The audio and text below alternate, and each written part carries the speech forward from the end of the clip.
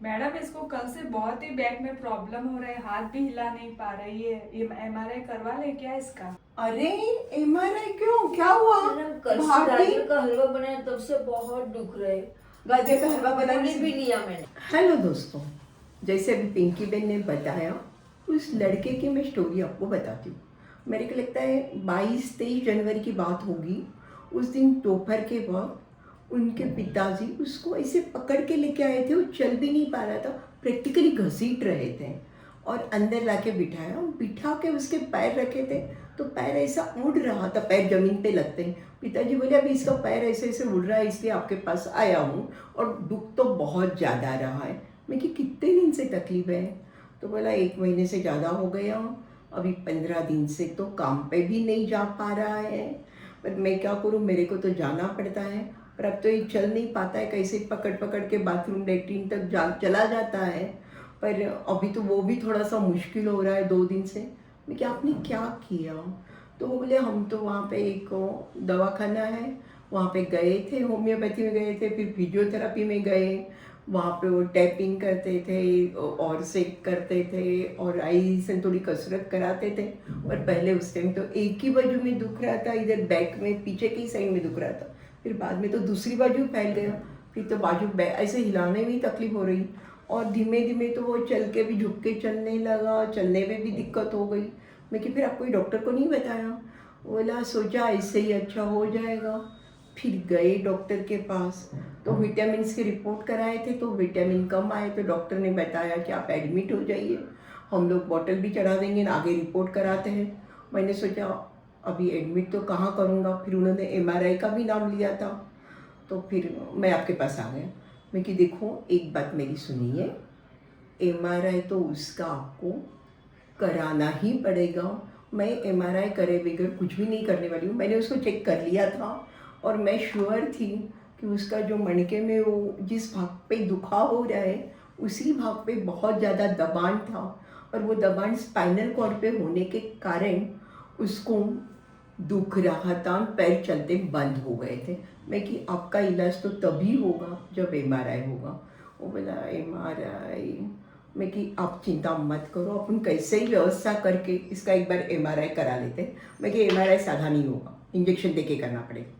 बोले आपको क्या लगता है? मैं कि शायद टीबी हो सकती है, होगी तो अच्छी बात है, निकल जाएगा, ठीक हो जाएगा, दवाइयाँ ववाइयाँ लेनी पड़े वो तो कोई बात नहीं है। तो बोले ऑपरेशन? मैं कि हाँ, मुझे तो यही लगता है बिना ऑपरेशन का नहीं अच्छा होने वाला है, टाइम मत बिगाड़िए। मैं कि पहले एमआरआई।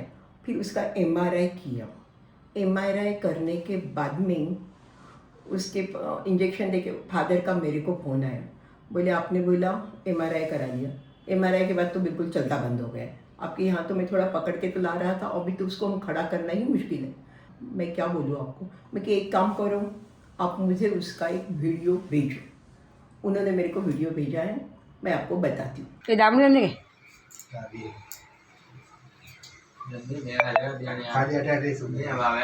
एक पके बात होती ऊपर है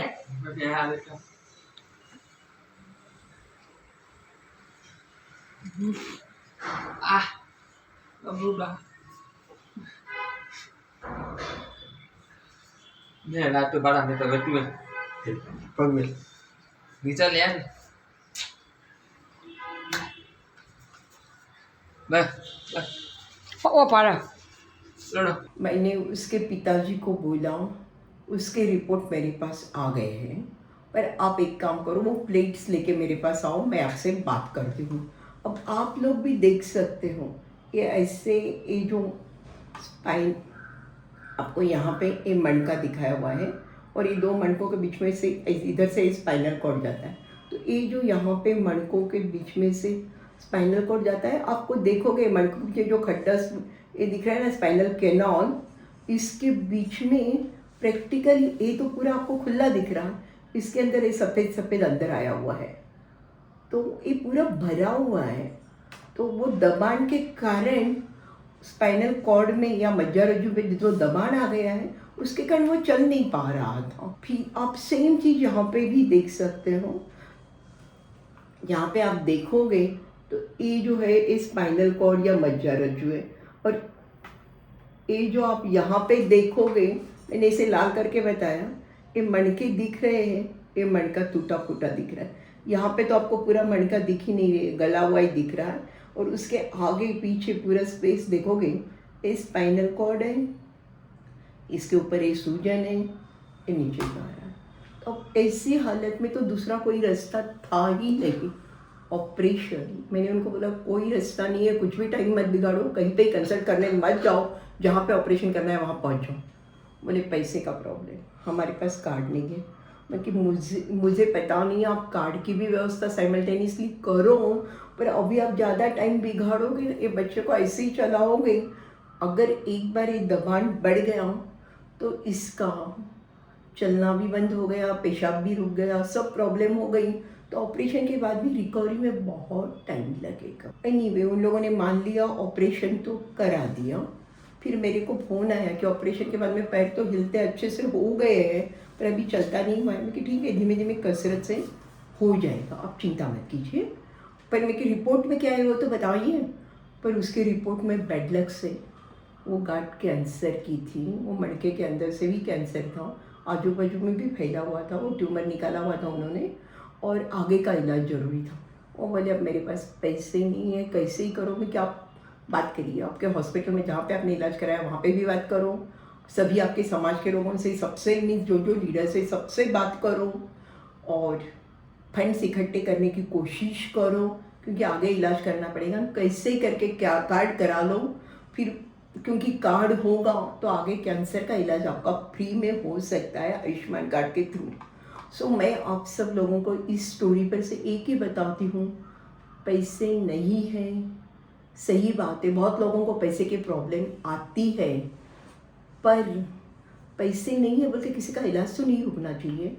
अब आयुष्मान कार्ड की व्यवस्था बहुत अच्छी है, पर वो सब बीमारियों में नहीं काम आती है। इसलिए मैं आपको बोलूँगी एवरी मंथ आप कुछ ना कुछ पैसे ऐसे इकट्ठे कीजिए कि कोई इमरजेंसी हमारे या घर में खड़ी हो जाए, या पैसे की ज़रूरत पड़े, या इंश्योरेंस रखिए कि जिसके कारण आपको ऐसी इमरजेंसी में हेल्प हो जाए।